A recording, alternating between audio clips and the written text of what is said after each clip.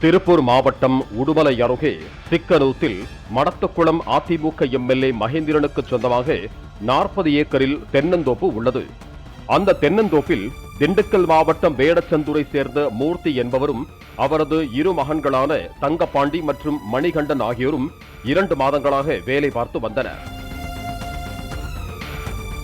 இந்த நிலையில் குடும்ப பிரச்சனை தொடர்பாக தந்தை மூர்த்திக்கும் மகன்கள் தங்கப்பாண்டி மற்றும் மணிகண்டனுக்கும் இடையே செவ்வாய்க்கிழமை இரவு 11 மணிக்கு தோட்டத்தில் மது போதையில் தகராறு ஏற்பட்டதாக கூறப்படுகிறது. அப்போது தகராறு முற்றிய நிலையில் தந்தை மூர்த்தியை மகன்கள் இருவரும் தோட்டத்திற்குள் வைத்து அரிவாளால் வெட்டியதாக கூறப்படுகிறது. இதுகுறித்து தோட்டத்து மேலாளர் ரங்கசாமி குடிமங்கலம் காவல் நிலையத்திற்கு தகவல் தெரிவித்துள்ளார்.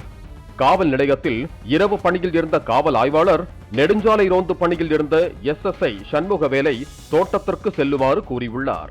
இதையடுத்து போலீஸ் ரோந்து வாகனத்தில் SSI சண்முகவேல் தோப்புக்கு சென்றுள்ளார். வாகனத்தை ஆயுதப்படை காவலர் அழகுராஜ் ஓட்டிச் சென்றார். தோப்புக்கு வெளியே நின்ற மேலாளர் ரங்கசாமியும் போலீசாருடன் உள்ளே சென்றுள்ளார். கையில் அரிவாளுடன் நின்றிருந்த மணிகண்டனிடம் அரிவாளை கீழே போடச் சொன்ன சண்முகவேல் காயத்துடன் நின்ற முதியவர் மூர்த்தியை மீட்டு மருத்துவமனை அழைத்துச் செல்ல ஆம்புலன்ஸுக்கு தகவல் தெரிவித்ததாக சொல்லப்படுகிறது. தொடர்ந்து மணிகண்டனையும் தங்கப்பாண்டியையும் போலீஸ் வாகனத்தில் ஏற்றி காவல் நிலையம் அழைத்து வர முயன்றிருக்கிறார். அப்போது SSIயிடம் தங்கள் குடும்ப பிரச்சனையில் தலையிட வேண்டாம் என தங்கப்பாண்டியும் மணிகண்டனும் கூறி வாக்குவாதத்தில் ஈடுபட்டதாக கூறப்படுகிறது. வாக்குவாதம் முற்றியதில் தங்கப்பாண்டி SSI சண்முகவேலை தள்ளி உள்ளார். கையில் அரிவாளுடன் நின்றிருந்த மணிகண்டன் SSI சண்முகவேலை ஏறி மிதித்து கீழே சாய்த்து கழுத்தை துண்டாக வெட்டியதாக கூறப்படுகிறது. இதனைத் தொடர்ந்து தன்னை பிடித்து இழுத்த ஆயுதப்படை காவலர் அழகுராஜையும் மேலாளர் ரங்கசாமியையும் விரட்டி விரட்டி அரிவாளால் வெட்டிய நிலையில் அழகுராஜ் மட்டும் லேசான காயத்துடனும் ரங்கசாமி உயிரை கையில் பிடித்துக் கொண்டும் அங்கிருந்து தப்பி ஓடி உயிர் பிழைத்ததாக கூறப்படுகிறது. அதன் பின்னரும் ஆத்திரம் தீராமல் போலீஸ் வாகனத்தையும் அடித்து உடைத்து மணிகண்டன் சேதப்படுத்தியதாக கூறப்படுகிறது. விசாரணைக்கு சென்ற நெடுஞ்சாலை ரோந்து வாகனத்திலிருந்து காவல் நிலையத்திற்கு எந்த தொடர்பும் இல்லாததால் அழகுராஜின் செல்போனை தொடர்பு கொண்ட போது தோப்பில் சண்டையிட்டவர்கள் SSI சண்முகவேலை வெட்டி கொன்றுவிட்ட தகவலை தெரிவித்திருக்கிறார்.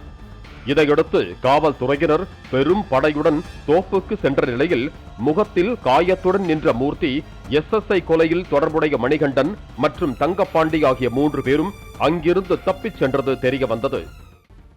ஒருத்தர் மணிகண்டன் அப்படிங்கிற மேலே ஒரு 4 வழக்கு இருக்கு திண்டுக்கல் மாவட்டத்தில். அதே மாதிரி இன்னொருத்தர் தங்கப்பாண்டியன் இருக்காரு. அவருடைய பங்கு என்னங்கிறத நம்ம விசாரிச்சுட்டு இருக்கிறோம். அவர் மேலே ஒரு 4 வழக்கு இருக்கு. அவங்க அப்பா மூர்த்தின்னு ஒருத்தர், அவர் மேலே ஒரு 2 வழக்கு. விசாரிச்சுட்டு இருக்கிறோம். அது தெளிவான இது வந்து தனது தோட்டத்தில் வைத்து கொலை செய்யப்பட்ட SSI வழக்கின் விசாரணைக்கு முழு ஒத்துழைப்பு அளிப்பதாக கூறிய MLA மகேந்திரன் மேலும் கொலை செய்த நபர்களின் ஆதார் ஆவணங்கள், தொலைபேசி எண்களை போலீசாரிடம் வழங்கிவிட்டதாகவும் தெரிவித்தார். இல்ல இந்த கொலை செய்த நபர்கள் குறித்து எல்லா தகவலும் அவங்க ஆதார் அட்டை எல்லாமே இருக்குது. அவங்க ஆதார் அட்டை அவங்களோட எல்லாமே கொடுத்துட்டு ஃபோன் நம்பரு, அந்த குழந்தை படிக்கிற ஸ்கூல், இது எங்கள் எலிமெண்ட்ரி ஸ்கூல் தான் படிக்குது, எல்லா டீட்டெயில் என்னென்ன டீட்டெயில் இருக்குதோ எல்லாமே கொடுத்தாச்சு. அவங்கள யார் வேலைக்கு சேர்த்து விட எல்லாமே கொடுத்துட்டாங்க. சம்பவ இடத்தை பார்வையிட்ட தமிழக சட்டம் ஒழுங்கு ADGP டேவிட்சன் தேவாசீர்வாதம் கொலை சம்பவம் எப்படி நடந்தது என்பதை கேட்டறிந்து கொலையாளிகளை விரைந்து பிடிக்க அறிவுறுத்தினார்.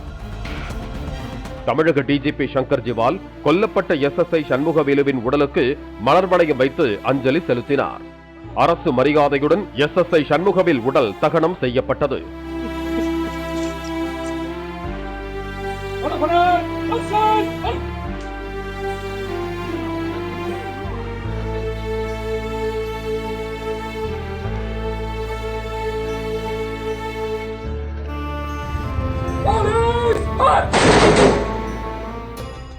இதற்கிடையே இந்த வழக்கில் தந்தை மூர்த்தி, இளைய மகன் தங்கப்பாண்டி ஆகிய இருவரையும் போலீசார் ஏற்கனவே கைது செய்த நிலையில் தலைமறைவாக இருந்த மணிகண்டனை கைது செய்து விசாரணைக்கு அழைத்து சென்ற போது போலீசாரை தாக்க முயன்றதாக கூறப்படுகிறது.